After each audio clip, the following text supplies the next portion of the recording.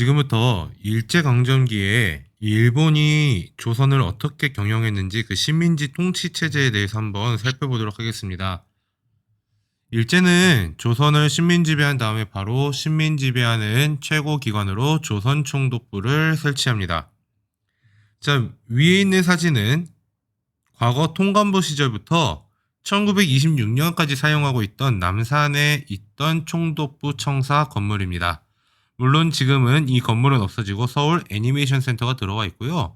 아래는 1926년에 완공을 하고 그 다음에 우리가 중앙청과 국회의사당, 정보종합청사, 국립종합박물관 등으로 사용했던 조선총독부 건물입니다. 우리가 흔히 알고 있는 조선총독부는 바로 이 아래 사진이고요. 이 사진은 1996년에 완전히 해체되고 이 자리는 경복궁이 복원이 되어 있습니다. 이 조선총독은 현역 육해군 대장 중에서 임명이 됩니다. 당시에는 공군이 없었기 때문에 군부 내 최고 계급까지 올라간 사람이 바로 조선총독이 되었다라는 이야기고요. 이 조선총독은 행정, 입법, 사법 뿐만 아니라 군대까지도 거느릴 수 있는 권력을 보유하고 있습니다. 즉, 일본 천황 다음으로 조선에서는 사실 천황에 버금가는 위치에 있던 사람이라는 뜻입니다. 총독의 아래에는 정무총감과 경무총감이 나눠져 있습니다. 정무총감은 행정을 총괄하고 이 일제강점기 시절에 총독 직속 자문기관이고 친일파들로 구성이 되어 있던 이 중추원의 의장 역할까지 합니다. 이 중추원은 한국인을 정치에 참여시키겠다라는 목적으로 만들어놨습니다만 정책을 심의하거나 의결하는 기능은 없고 3.1운동 때까지 약 10년 동안 단 한 차례도 소집되지가 않았던 기구입니다. 그렇다라는 것은 사실 허울뿐인 기구라는 뜻인데 그 기구의 의장인 전무총감은 바로 이 조선의 행정을 총괄하는 총독 다음 가는 자리에 있고요. 이제 경찰을 담당하고 있는 사람은 경무총감입니다. 근데 헌병사령관, 헌병은 군사경찰을 헌병이라고 그럽니다. 우리나라도 몇 년 전까지는 헌병이라는 용어를 썼죠.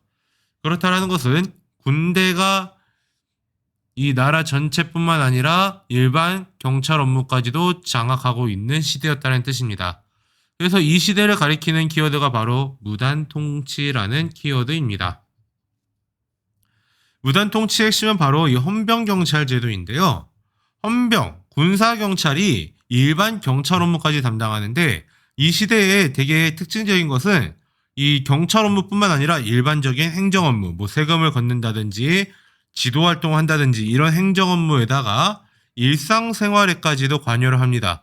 특히 이제 위생 감독까지 사람들 손톱은 제대로 자르고 있고 이런가, 그 다음 우편 업무, 일본어 보급 이런 모든 것들까지 다 관여하고 있던 게 헌병 경찰입니다. 그러니까 이 조선 사람들은 이 조선 총독부에서 보기에 조선 사람들은 개화시켜야 될 게 많다. 그거를 다 헌병 경찰이 니네들이 다 해라 라고 이야기한 것이라고 봐도 상관없을 것 같습니다. 그런데 이 헌병 경찰 제도에서 의미 있는 것은 바로 이 즉결 심판권이 있었다라는 데 있습니다. 범죄 즉결례, 경찰범 처벌 규칙 이런 법령들을 통해서 이 경찰한테, 헌병 경찰한테 이 경범죄나 이런 것들에 대해서 중대범죄는 물론 재판을 거쳐야겠지만 경범죄에 대해서는 바로 네가 처분해도 돼라는 권력을 준 거고 그 처분의 수단 중 하나가 바로 태형입니다. 조선 태형령이라는 법령이 등장하는데요. 이 사람을 그냥 때릴 수 있게끔 해놓은 겁니다. 근데 우리나라에서 이런 법률들은 이미 갑오개혁 시기에 우리나라의 악법은 다 폐지가 됩니다. 뭐 가장 큰 악법 중 하나였던 연좌제도 폐지가 되는데요. 이 조선 태형령을 통해서 한국인한테는 매로써 다스리겠다라는 이러한 가치관을 들고 나온 게 바로 헌병 경찰 통치 시기의 그런 일제의 통치 방식입니다.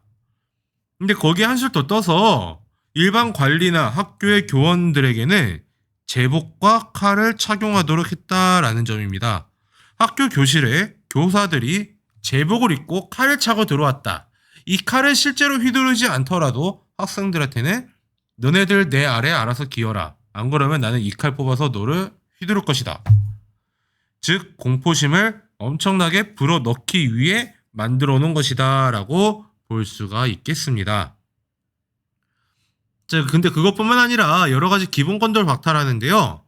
언론, 출판, 집회, 결사의 자유, 민주주의 국가에서는 누구나 누릴 수 있는 이러한 자유를 박탈합니다. 그래서 한국인이 발행하는 신문들 폐간하죠. 특히 대한매일신보. 이 영국인 베델이 있었기 때문에 항일 논조의 기사들을 엄청나게 실었던 우리 대한매일신보 1910년에 가면 일제에서 강제로 폐간됩니다. 그리고 정치단체나 학회들도 바로 다 해산을 시켜버립니다. 이뿐만 아니라 교육제도에도 손을 대는데요. 바로 조선교육령을 발표를 합니다. 그래서 일본어 위주로 교과목을 편성합니다. 이때는 학교에서 한국어를 공부는 할 수 있습니다. 하지만 한국인에게 고등교육은 대학교육을 이야기합니다. 그리고 과학연구 기회 이런 것들을 거의 주어지지 않습니다. 교육이라 함은 우리가 초등교육과 중등교육, 고등교육 이렇게 크게 세 가지로 구분을 합니다. 초등교육은요, 초등학교를 이야기하는 거고요. 중등교육은 중고등학교를 이야기하고 있는 겁니다. 그리고 고등교육은 대학과 대학원 그 이상을 이야기하고 있는 거라고 볼 수 있겠습니다. 한국인들이 아무리 능력이 뛰어나도 고등교육, 대학에 가는 것은 사실상 제한이 있었다라는 겁니다. 그래서 주로 보통교육이나 실업교육 위주로 운영을 하는데요. 뭐냐면은 쉽게 이야기하면 초등교육만 시켰다라는 거예요. 이렇게 시키는 이유는 일본 천황에게 충성을 바치는 충성스러운 한국 신민으로 육성하겠다라는 의식을 갖고 있었기 때문이죠. 그래서 그런가요? 일본인은 6년이었던 보통학교도 조선인은 4년 동안만 가르치게 되었던 겁니다.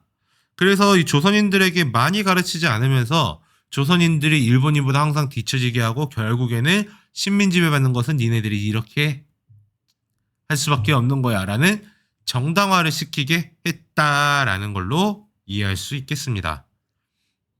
이렇게 1910년대에 일본은요, 총칼, 힘으로 무조건 조선인들을 찍어내리고 강하게 눌러서 지배하려고 합니다. 하지만 그거는 어디까지나 1910년대 이야기고요. 1919년 우리 3.1운동이 일어나면서 일제의 이 강력한 진압 방식이 문제가 돼요. 3.1운동이 터졌을 때 일제가 강력하게 진압하는 것들은 전 세계 매스컴을 탑니다. 일제가 언론 통제를 하려고 하지만 외신들은 통제를 못해요. 그렇기 때문에 외국 신문들을 통해서 이게 쫙 보도가 되고 그리고 국제적인 비난을 받게 됩니다. 그리고 왜 이들이 들고 일어났을까 했더니 이 무단 통치 방식, 힘으로 찍어 누르는 이 방식은 한국인들이 결국에는 폭발할 수밖에 없는 거다. 더 쉽게 이야기하면은요, 이 무단 통치가 일어났다? 이것은 우리 속담엔 지렁이도 밟으면 꿈틀한다는 말이 있듯이 결국에는 한국인들이 폭발할 수밖에 없었다라는 것이고, 그러면은 이제 이렇게 또 힘으로 찍어 누르다 보면 언젠가 또다시 얘네들은 폭발할 것이다 라는 결론에 나오게 되는 겁니다. 그래서 제3대 총독이었던 사이토 마코토는 조선에 취임하면서 바로 이 문화통치라는 거를 실시하게 됩니다. 그리고 문화통치, 한국인들의 관습 이런 것들을 다 존중해 주겠다라고 이야기를 하고 있는 거죠. 근데 이거는 실제적으로는 제한된 범위에서 자유를 허용해서 일제의 협력자들을 만들고 결국에는 민족을 분열시키겠다라는 뜻을 내포하고 있다라고 볼 수 있겠습니다. 자, 그래서 우리 사이토 총독이 친일파 양성책으로 내걸었던 걸 한번 보도록 하죠. 첫 번째, 핵심적인 친일 인물을 골라서 그 인물로 하여금 귀족, 양반, 유생, 부호, 교육가, 종교가에게 침투하여 각종 친일단체를 조직하게 한다. 핵심적 친일 인물을 선택해서 각종 친일단체 조직하게 하는 게 첫 번째 방법. 두 번째, 각종 종교단체도 중앙집권하에서 그 최고 지도자를 친일파에 앉히고 고문을 붙여 어용화시킨다. 그러니까 종교단체를 일본에 협조하게 만든다라는 겁니다. 그리고 세 번째, 친일적인 민간인들에게는 편의와 원조를 주고 수재교육의 이름 아래 많은 친일 지식인을 긴 안목으로 키운다. 결국에는 친일파 만들겠다. 라는 거고, 네 번째, 조선인 부호 자본가에 대해 일본과 조선의 자본가 간의 연결을 추진한다. 그러니까 조선인들 중에 나한테 열심히 협조하는 애들은 그래, 내가 일제 본거지에 있는 본토에 있는 자본가들 연결해 줄게 라고 이야기를 하고 있는 겁니다. 그래서 이거는 결국에는 일부 지식인들은 우리 민족이 스스로 개조해야 돼. 아니야. 우리가 일본의 통치를 인정하고 자치권을 얻어와야 돼. 혹은 우리 일본 정치에 참여하자라고 주장하는 인간들이 나오게 된 겁니다. 즉 민족의 독립이 아니라 일제 통치에 순응하는 사람들이 나오게 된 거죠. 그러면 도대체 일제는 어떠한 방식을 취했길래 이렇게 민족이 분열되게 되는 그런 결과까지 왔는지 한번 살펴보도록 하겠습니다. 자, 제일 첫 번째. 과거의 조선 총독은요, 육군, 해군의 대장 출신만 임명이 됩니다. 자, 육군과 해군의 대장, 육해공군의 최고 지휘관, 즉 군인들만이 될 수 있었다라는 거. 하지만 조선 총독은 문관 총독도 임명이 가능해집니다. 자, 문화 통치의 내용 한번 잘 보셔야 되는데요. 조선 총독의 문관이 임명이 가능해져요. 그런데 데라우치마 사다케부터 시작해가지고 마지막 9번째 총독이었던 아베 노부유키까지 갔을 때 실제로 조선 총독의 문관은 단 한 명도 임명되지 않습니다. 물론 조선 총독을 하고 나서 일본의 내각 총리 대신이 된 사람들은 있어요. 근데 그들도 결국에는 군인 출신이거든요. 그렇다라는 것은 이거는 사실 허울뿐인 것이다 라는 거를 이야기해 주는 겁니다. 두 번째, 경찰제도. 1910년대에는 헌병경찰이었는데 이제는 보통경찰이 등장합니다. 자, 보통경찰. 헌병경찰은 군사경찰이고요. 보통경찰은 우리가 흔히 알고 있는 일반 경찰서에 있는 경찰들. 하지만 경찰관의 수가 증가하고 경찰서도 늘어나고 심지어 고등경찰이라고 해가지고 이제 악질 반일분자, 그들에게는 악질 반일분자고 우리한테는 독립운동하고 민족운동하는 그 사람들 다 잡아들이는 고등경찰제 실시하고요. 치안유지법을 제정해서 사회주의자들 다 잡아들입니다. 그리고 천황이 어디 궁밖에 나올 일이 있다? 조선인들 싹 다 잡아들입니다. 네, 이러한 법령들을 제정을 해요. 그래서 보면은 1918년에서 20년 경찰서가 무려 3배 넘게 증가하는 모습을 볼 수 있고 4배 가까이 증가하고요. 헌병경찰들, 네, 1918년에 5,400명, 1920년에는 18,000명. 얘네 그냥 헌병이 아니라 그냥 군복 벗고 나와서 일반 경찰로 전환되었을 뿐입니다. 그리고 경찰서 늘리니까 경찰서 운영하는 비용 자연스럽게 증가하죠. 그러니까 오히려 한국인들을 더욱더 감시하고 탄압하겠다라는 의지를 표현한 겁니다.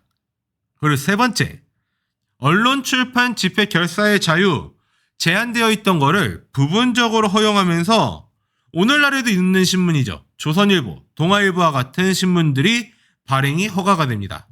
하지만 총독부에서 미리 사전 검열을 합니다.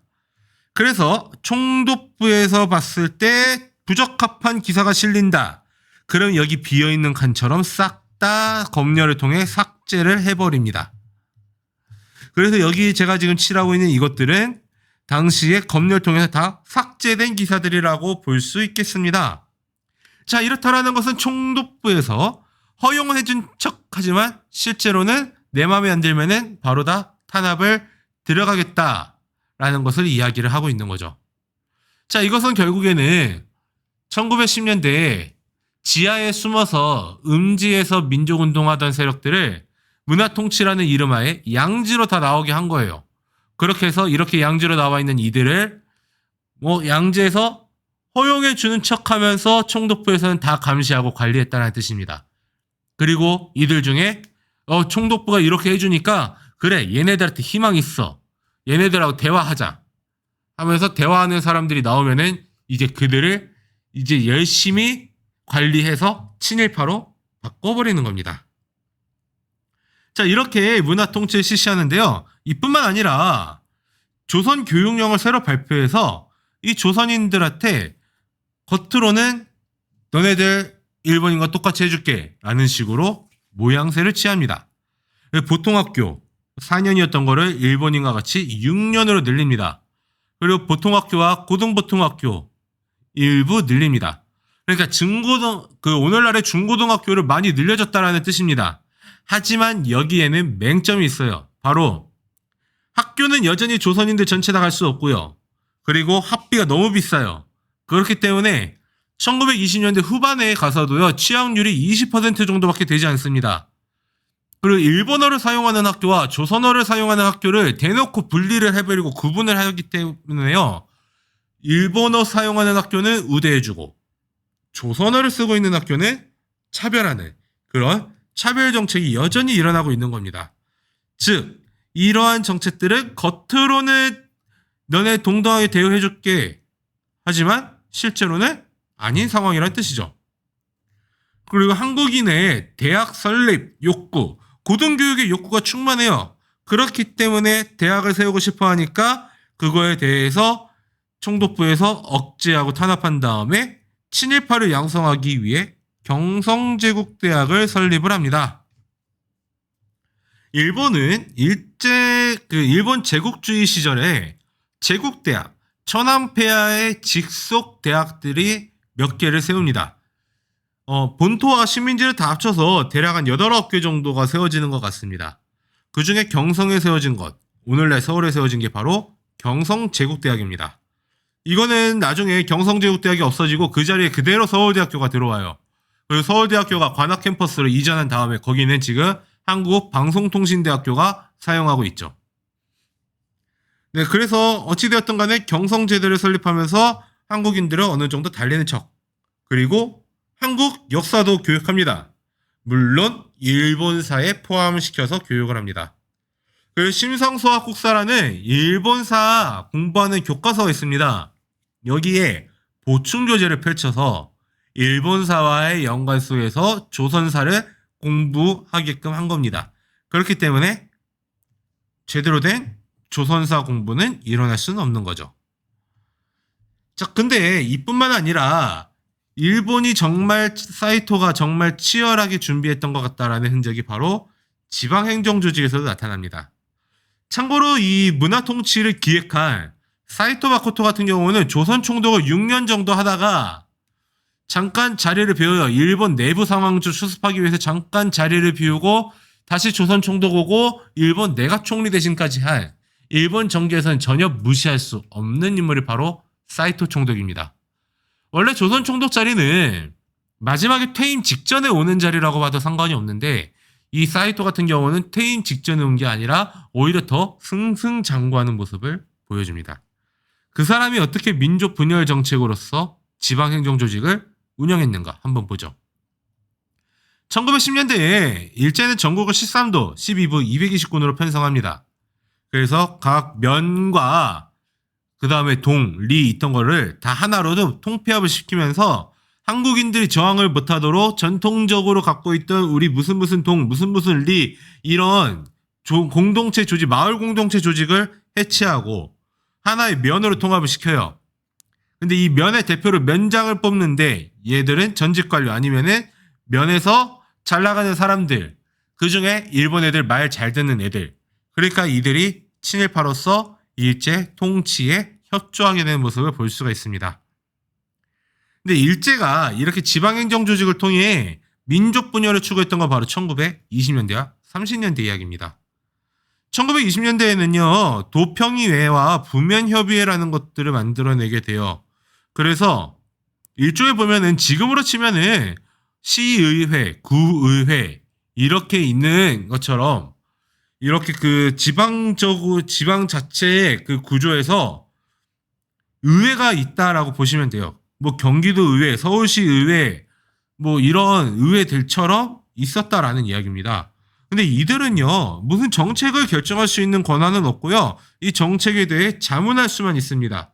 그리고 여기에 멤버들, 이 평의회의 의원들, 협의회의 의원들은요, 대부분이 도지사 혹은 군수가 임명했기 때문에 여기에는 일본인 또는 친일파밖에 못 들어가요.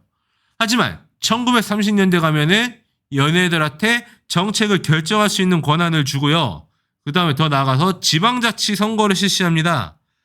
그래서 당시의 서울 경성부 협의회 의원 선거 모습이 이렇게 사진으로 남아있듯이 이렇게 지방자치제까지도 실시하는데, 결국에는 자, 지방자치제 조립하잖아. 니네들한테 스스로 통치할 수 있는 권한 주잖아. 내 통치에 순응해. 이렇게 하면서 결국에는 우리 민족을 반으로 갈라내려고 했던 의도라고 볼 수 있는 겁니다. 자, 일제가 이렇게 치밀하게 민족 분열에 나섰던 게 바로 1920년대였다면요.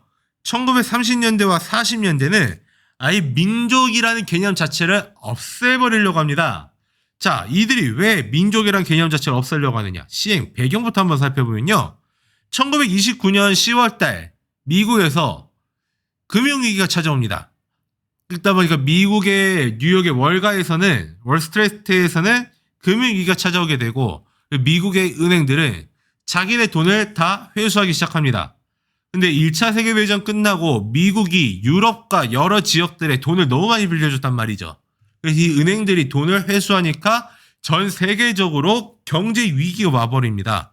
그래서 일본 또한 여기에 이 경제 위기를 겪게 되는데, 일본이 본토와 식민지였던 조선, 대만으로만으로는 이 경제 위기를 벗어날 수가 없는 겁니다.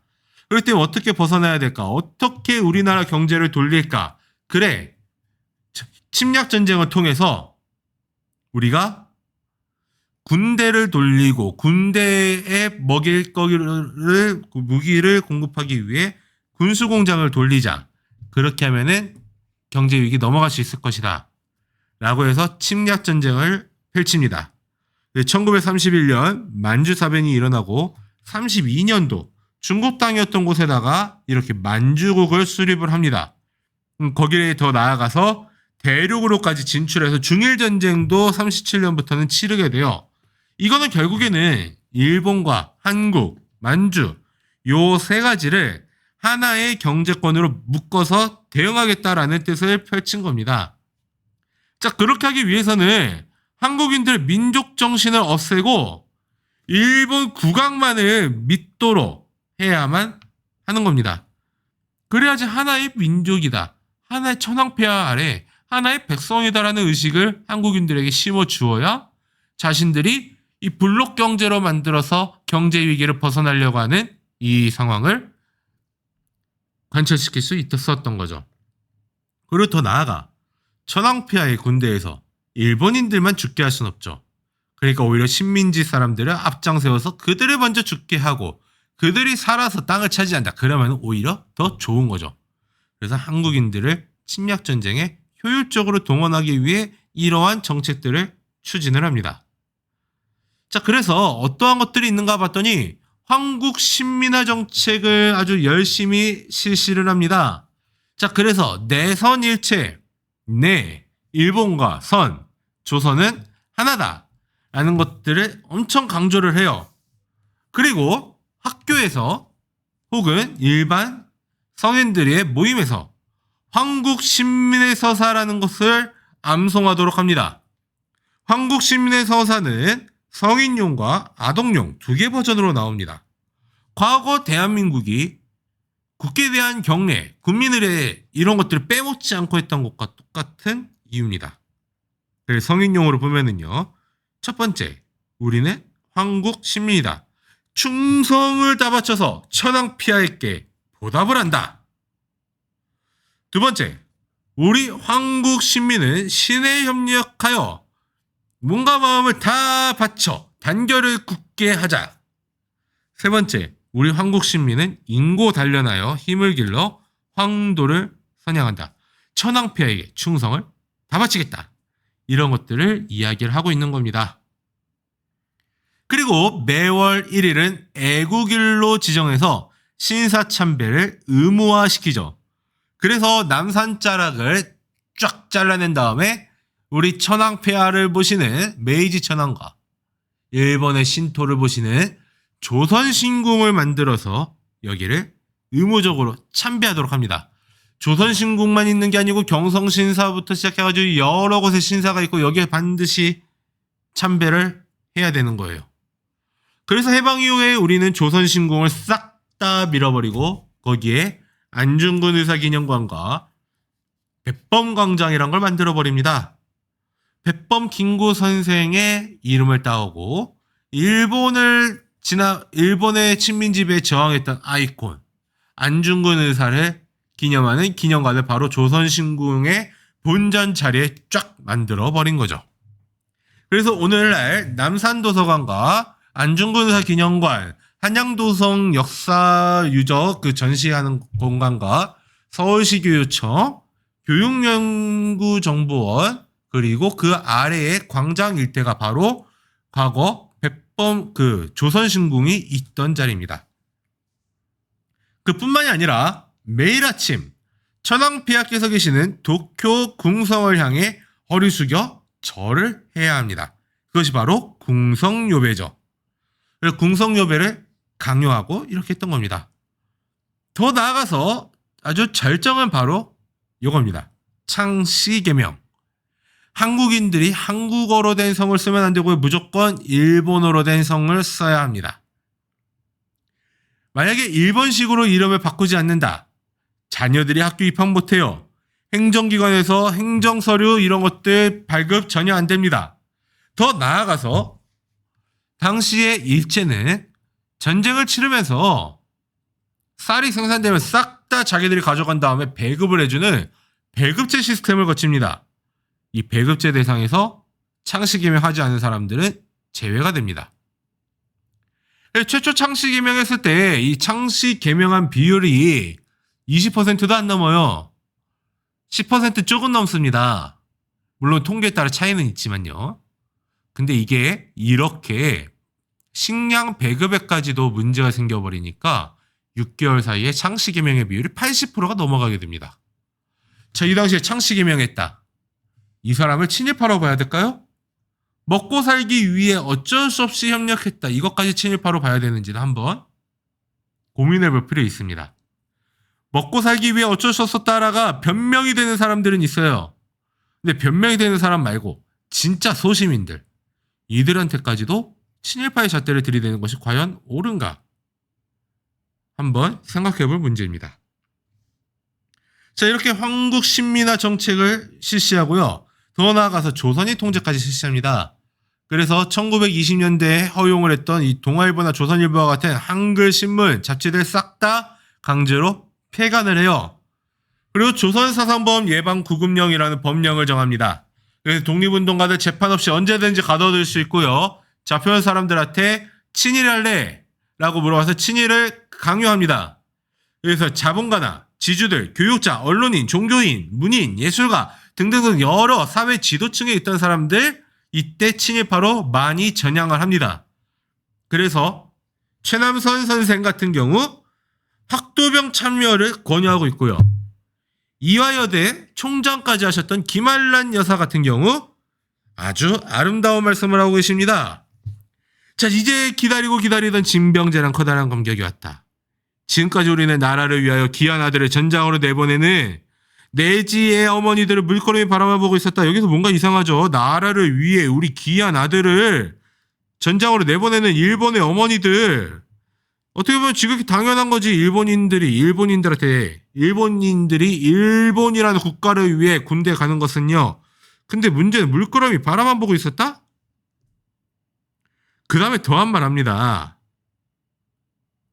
아랫줄에 우리는 아름다운 웃음으로 내 아들이나 내 남편을 전장으로 보낼 각오를 가져야 한다. 따라서 만일의 경우 남편이나 아들의 유고를 조용히 눈물 내지 않고 맞아들일 마음의 준비를 가져야 한다.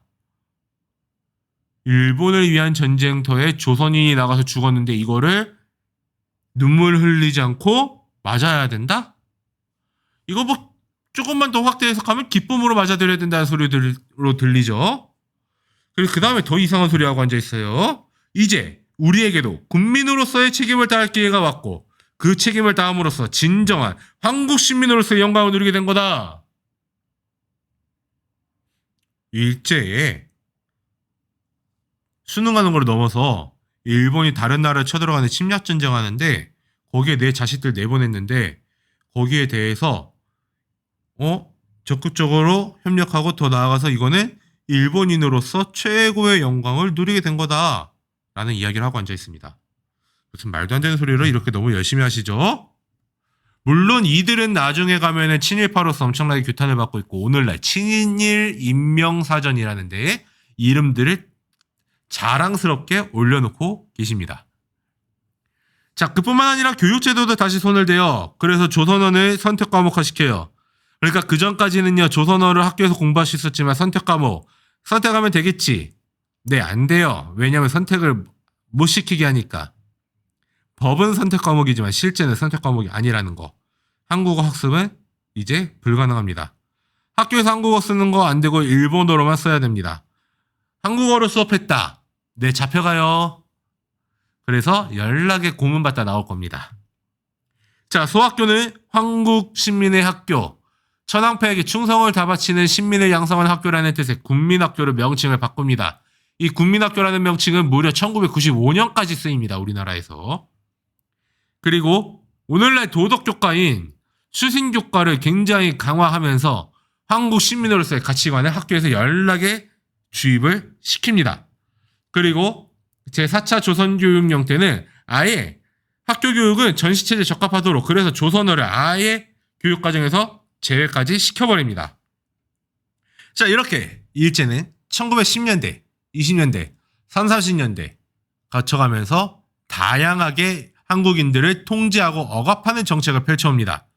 10년대에는 무조건 힘으로만 찍어내리는 무단 통치로 20년대에는 겉으로는 잘해주는 척하면서 실제로는 민족을 분열시키는 문화 통치로 30년대와 40년대는 자신들에게 충성을 다 바치는 한국 시민으로 만들겠다라는 명목하에 우리 민족의 정체성마저 싹 다 없애버리는 민족 말살 정책으로 나아갑니다. 이렇게 식민지 통치 체제가 이렇게 나아가는데요. 한술 더 떠서 식민지 경제 체제도 마찬가지로 이렇게 억압해 나가게 됩니다. 바로 다음 시간에는 식민지 경제 체제에 대해 한번 살펴보도록 하겠습니다.